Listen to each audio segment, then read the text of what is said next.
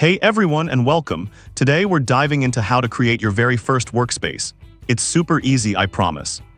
First things first, you'll need to log into your Trello account.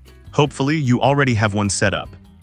Okay, now there are two ways to add a new workspace. Method number one, click on the menu here and you'll see the Create Workspace button. Simple as that. Or if you prefer, you can often find a Create Workspace option right here on your dashboard like this. Now let's create your first workspace. Once you click, you'll land on this page where you'll need to fill in some details. Give your workspace a descriptive name. Something like Marketing Team Workspace or Project XHQ works great. Make it memorable. Next, choose a workspace type. This helps Trello organize things and it's completely optional. Maybe you're setting this up for your marketing team or perhaps it's for a specific product launch.